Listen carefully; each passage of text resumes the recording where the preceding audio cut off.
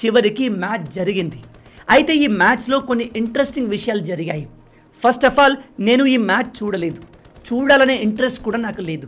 But ఈరోజు morning నేను ఈ మ్యాచ్కి సంబంధించిన న్యూస్ చదివినప్పుడు నా మనసుకు కాస్త రిలాక్స్ అనిపించింది.